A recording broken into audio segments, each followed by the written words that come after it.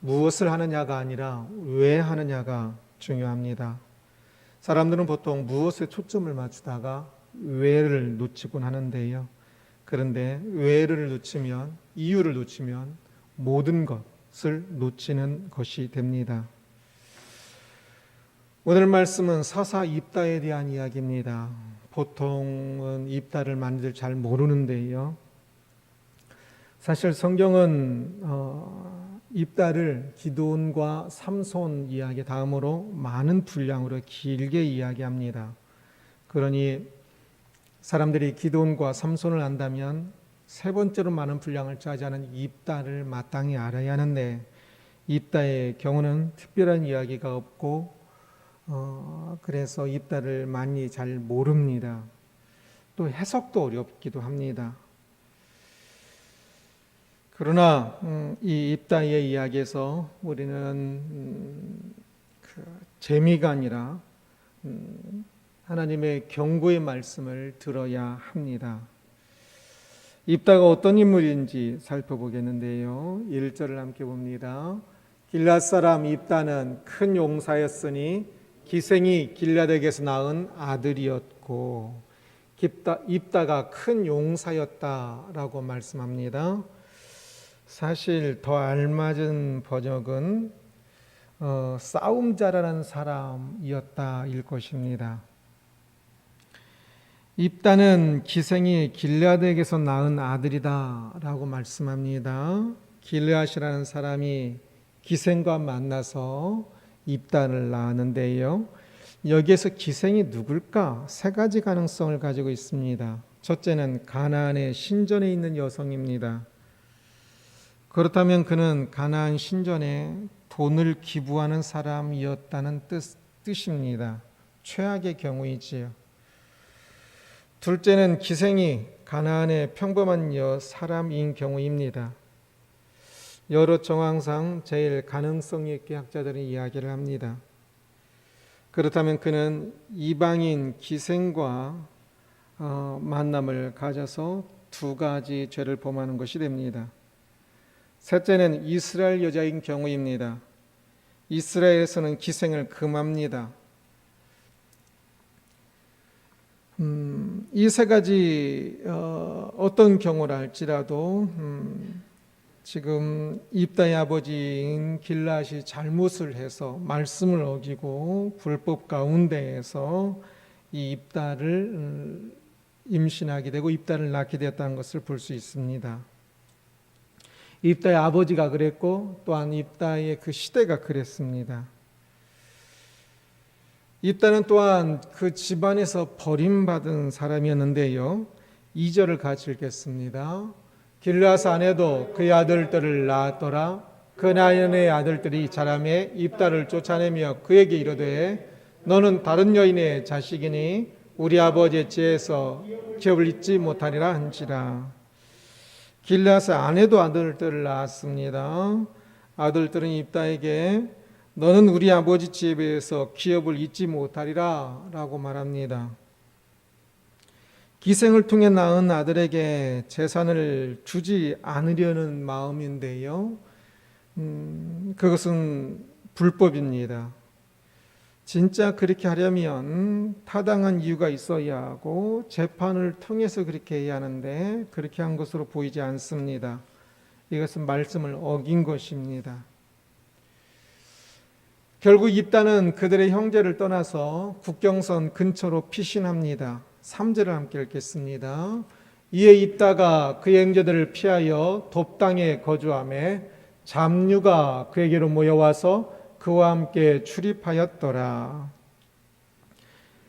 잡류가 그에게로 모였다라고 이야기하는데 여기서 잡류는 다윗의 경우처럼 다윗이 피신했을 때처럼 연약한 사람들을 의미하는 것이 아니라 불량한 사람들을 의미합니다. 앞에서 아비멜렉이 잡류의 사람들을 사서 돈 주고 사서 자기 형제들을 다 죽일 때 그 단어와 같은 단어입니다.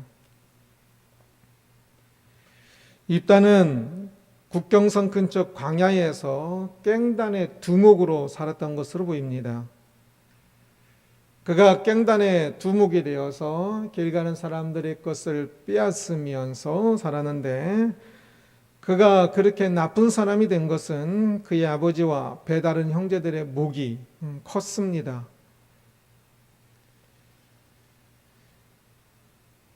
입다는 가나안 어머니가 가나안 사람일 확률이 훨씬 더 주로 높다고 그랬지요. 입다가 반쪽 이스라엘 사람이라 하여도 그의 아버지와 배다른 형제들은 이스라엘 백성임이 분명합니다. 이스라엘 백성임에도 불구하고 하나님의 말씀을 어기고 결국 입다가 그 입다에게 그렇게 행함으로 인해서 출생부터요 결국은 입다가 불법적으로 살게 만드는 참 여러 가지 이유들, 조건들을 제시했다 할 수 있겠지요. 입다의 아버지 길앗은 왜 기생을 찾았을까요? 만약에 바알 신전의 여인이라면 사업적인 이유가 될 수 있을 겁니다. 아니면 이제 단순히 기생으로서 정욕 때문인지 정확하지는 않지만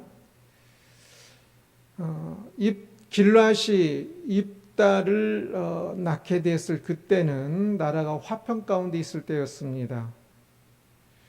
화평 가운데 그는 정욕을 추구했는지도 모르지요. 분명한 것은 왜 그렇게 행해야 하는지를 묻지 않고 그렇게 한 것만은 분명해 보입니다. 단지 그의 몸이 원하는 대로 행하였을 것입니다. 그의 이익을 따라서 행했을 것입니다. 민족은 곧 아주 얼마 가지 않아서 이방 나라의 압제를 받는 시대에 접어드는데 그는 그냥 즐기고 있었지요. 이유를 고민하지 않고 무엇을 하고 있는 것입니다. 입다의 형제들은 돈 때문에 입다를 버리는데요. 그때 왜를 물었다면, 조금 더 진지하게 왜를 물었다면 말씀에서 벗어난 그러한 행위를 하지 않았을 것입니다. 그러나 그들은 왜보다 무엇을 생각하였습니다. 그 돈으로 자신들이 더 부유하게 되는, 그 돈을 입다에게 나눠주지 않음으로 자신들이 무엇인가를 더 가질 수 있게 되는 그 무엇을 더 많이 생각하는 것이지요. 그렇게 무엇만 생각하면 어두운 사람이 됩니다. 어두운 시대가 됩니다.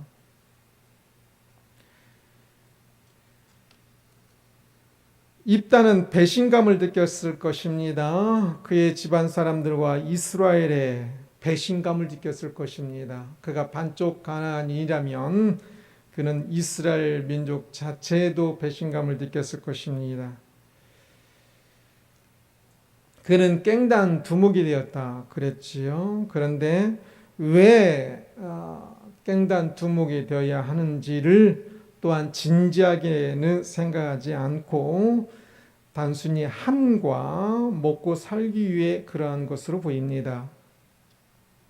그의 깽단 생활은 나름대로 유명해진 것 같은데요. 이스라엘이 암몬의 위험에 처했을 때 길르앗 지역에, 지금 이 이야기가 길르앗 지역의 이야기입니다. 지역이 길르앗이고요. 입다의 아버지 이름도 길르앗입니다. 이 길르앗 지역의 장로들은 입다의 도움을 청하기로 결정을 하지요. 그만큼 이 입다가 이끌고 있던 그 깽단이 매우 유명했던 것 같습니다. 그것은 또한 굉장히 두려움의 대상이었다는 뜻이고 더욱더 악하다는 뜻이기도 합니다. 8절을 함께 읽습니다. 그러므로 길르앗 장로들이 입다에게 이르되 이제 우리가 당신을 찾아온 것은 우리와 함께 가서 암몬 자손과 싸우게 하려 함이니 그리하면 당신이 우리 길르앗 모든 주민의 머리가 되리라 하매. 길르앗 장로들은 입다에게 당신이 길르앗 주민의 머리가 되리라 라고 말하고 있습니다. 이 앞에 구절에는 시간상 뺐지만 처음에는 군대의 장관만 되라고 제안했었습니다. 전쟁에서 리더가 되어서 암몬과의 전쟁을 승리할 수 있도록 당신이 싸움을 잘하니까 그렇게 하도록 요청한 것이지요. 그러나 입다는 전쟁의 장관만이 아니라 이후에도 길앗의 머리로가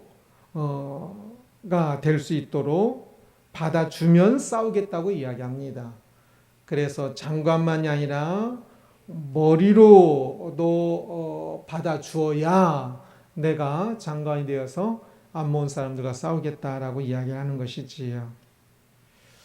결국 길앗 사람들은 찜찜하였겠지만 이 입다가 그리 훌륭한 사람이 아니라는 것을 알기에 그들의 머리로 또 다른 표현을 하면 그들의 사사로 이 입다를 받아들이는 것이 결코 내키지 않았지만 자신들의 코가 석자였기 때문에 입다의 제안을 받아들이지요. 입다 이야기를 들어보면 무지가 가장 큰 특징 중에 하나입니다. 그 무지의 이유는 입다가 아마 가나안 배경을 가지고 있기 때문에 그런 것 같습니다. 가나안 민족의 배경. 그래서 신앙적으로 굉장히 무지합니다. 그렇지만 이 싸움과 또한 계략에 있어서는 명석하였던 것으로 보입니다. 11절 읽겠습니다. 이에 입다가 길앗 장로들과 함께 가니 백성이 그를 자기들의 머리와 장관을 삼은지라. 입다가 미스바에서 자기의 말을 다 여호와 앞에 아뢰니라. 미스바에서 자기 말을 다 여호와 앞에 아뢰니라 라는 것 때문에 종종 말씀을 오해하긴 하곤 합니다. 그래서 그래도 입다가 여호와 앞에 아뢰는 것을 보니까 믿음이 있었구나 라고 생각을 하고 여러 책도 그렇게 또 이야기를 하고 생명삼 설명에서도 그래서 입다의 긍정적인 측면을 더 이야기를 하던데요. 그러나 이 구절은 그런 뜻이 아닙니다. 이 구절에서 미스바에서라는 이 구절에 주의를 기울여야 하는데 여기에서의 말은 입다가 자신에게 온 장로들과 약속을 받았다고 그랬지요. 장관뿐만 아니라 머리로서 이번에는 미스바에 지금 군인들이 모여 있는데 싸우게 하여서 그 미스바에서 어쩌면 그 제단이 있는 곳일 수도 있습니다. 그것에서 의식적으로 공식적으로 이 그 장관과 머리 자리를 확인했다는 의미입니다. 맹세이기 때문에 여호와 앞에서라고 구절을 붙일 수가 있습니다.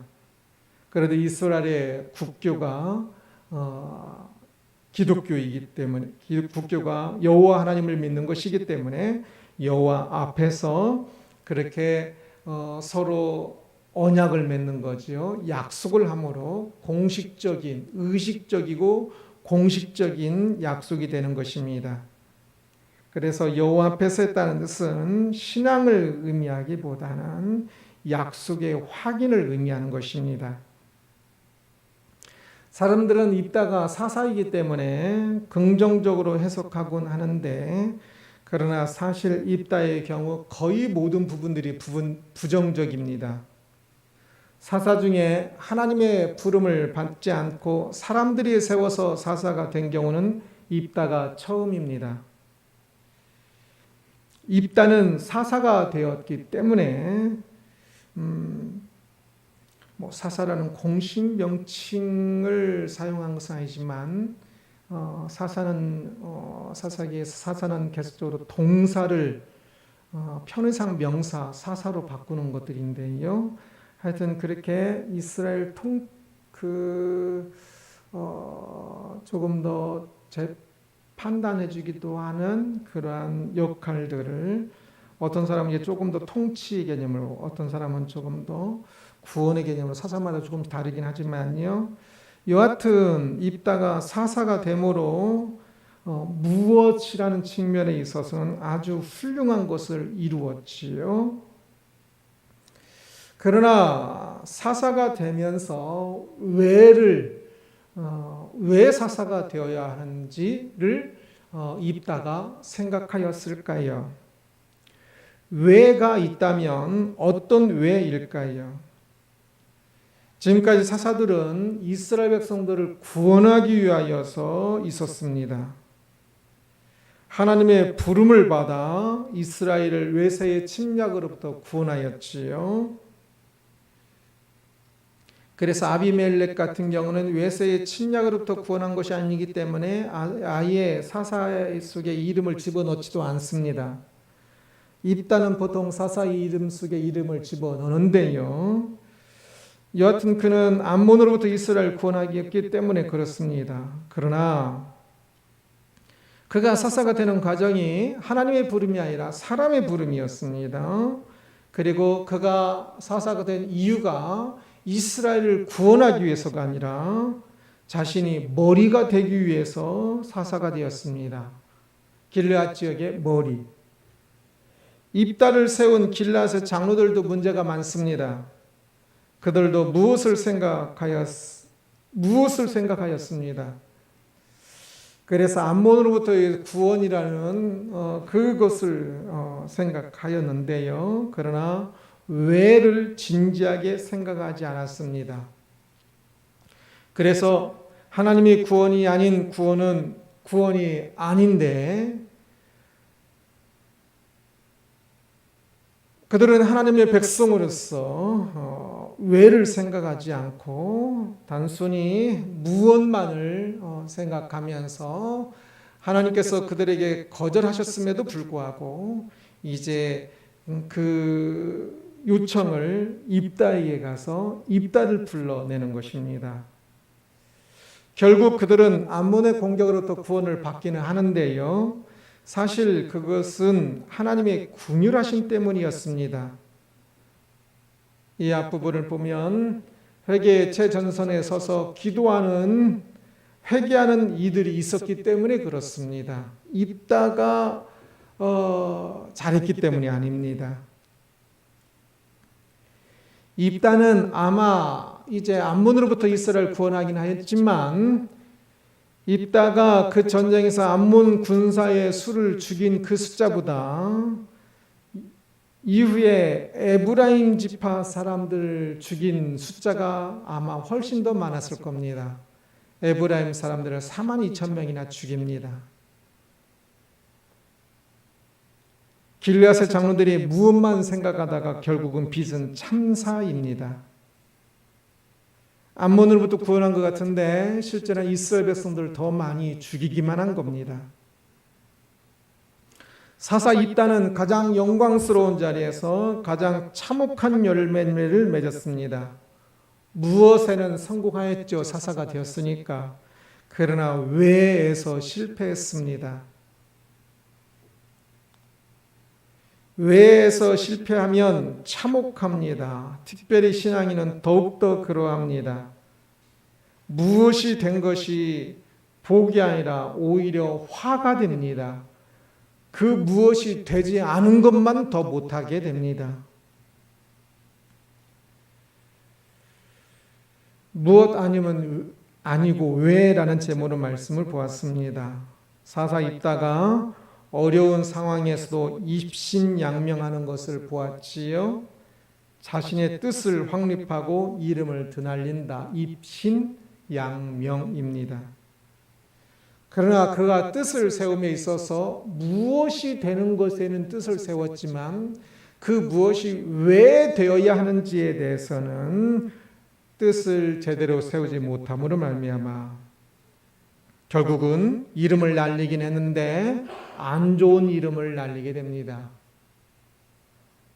앞에 나온 입다 이야기 앞에 나온 2명의 소사사와 뒤에 나온 3명의 소사사들이 나오는데 그들은 짧게 기록되고 있습니다. 그러나 입다보다 훨씬 나을 것입니다.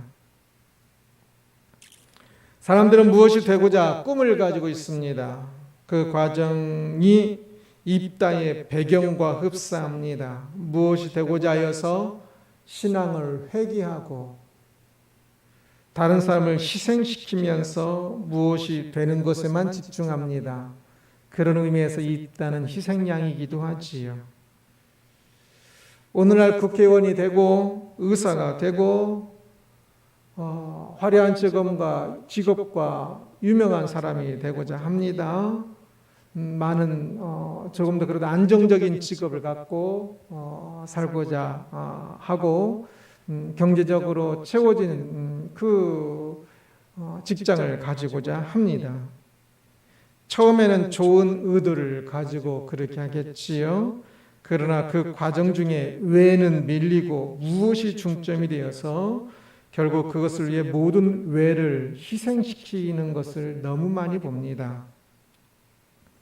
그러면 이후에 무엇이 되어도 자기 원하는 그 무엇을 어렵게 이루게 되어도 왜 이유 없는 그 자리에 오름으로 말미암아 허무하게 됩니다.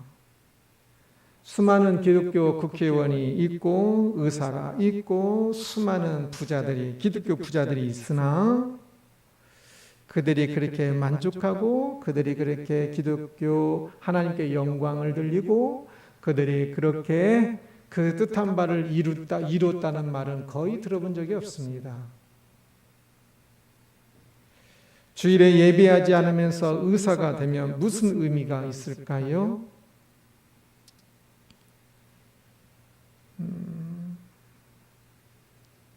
아무리 중자의 자녀들이 할지라도 목회자의 자녀라 할지라도 참 공부를 위해서 신앙을 희생시키고 그 일들을 한다면 결국은 이유를 잃어버려서 아무것도 이루는 것이 없게 될 것입니다. 입다가 사사가 되었지만 그것이 그에게는 해로운 것이었습니다. 왜를 놓치면 그렇습니다. 이유를 놓치면 그렇습니다. 단 하나를 이루더라도 이유 없이 잘못된 이유로 그것을 이룬다면 그 이룬 것은 이룬 게 아니지요. 화를 이룬 것이겠지요. 왜가 분명해야 합니다. 한 걸음 한 걸음 걸을 때마다 컴컴한 곳에서는 불빛을 비춰야만 앞으로 걸어갈 수가 있지요. 불빛을 비추지 않으면 위험해서 걸어가면 안 됩니다. 항상 이유를 가지고 이유로 비추어서 걸어가야지 이유 없이 이유를 놓치고 걸어간다면 위험합니다.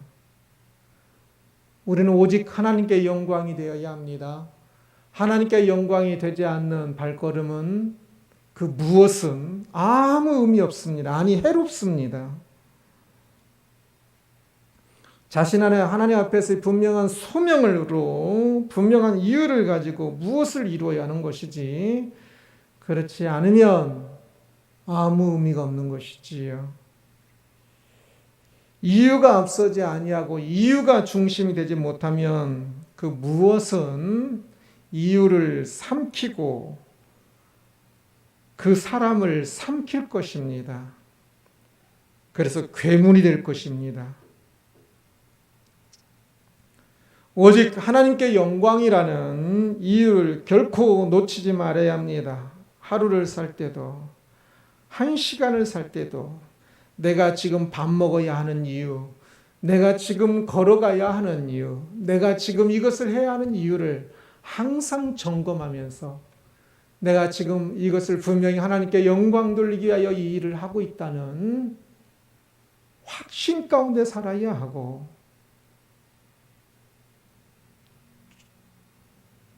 그 확신을 가지고 살 때에만이 그 삶이 가치가 있을 것입니다. 그 이유에 대한 확신을 가지고 있어도 우리가 때로는 자기 합리화와 또는 우리의 무지 때문에 잘못된 길을 갈 때가 많은데 지금 가고 있는 그 이유도 묻지 않고 또 확신도 없고 알지 못한 채 그 무엇을 이루기 위해서 가고 있다면, 그러면 인생은 완전히 어둡고 괴물이 될 수밖에 없는 것입니다. 오직 하나님께 영광이란 이유를 결코 놓치지 말아야 합니다. 어느 순간에도 그래서 기도하십시오. 그래서 말씀을 읽으십시오. 참으로 오늘 이거 잘 되게 해서가 아니라 오늘 이것이 하나님의 이유가 되기, 나를 향한 하나님의 이유인 줄을 믿고 이 길을 선택하게 해주십시오 라고 먼저 기도가 되어야 하고, 항상 먼저 하나님께 영광되는지 먼저 생각하고 그 지혜를 강구하며, 오늘 이 길이 하나님께 영광되는 길이기에 이 길이 진정 하나님께 영광될 수 있도록 그 길을 걸어가게 해주십시오. 그래서 이 길을 잘 가게 해주십시오 라고 기도가 되어야지 않겠습니까? 날마다 무엇에 초점을 맞출 것이 아니라 이유에 초점을 맞추고, 그 무엇을, 그 이유가 합당하니까, 그 이유가 하나님께 영광 돌려야만 하니까 그 무엇도 더 잘 이뤄갈 수 있는 우리가 되도록 해야 할 것입니다. 이유를 더욱더 강하게 붙잡고 더 알아가며 그 길을 가는 우리들이 되기를 주님의 이름으로 축원합니다. 기도하겠습니다.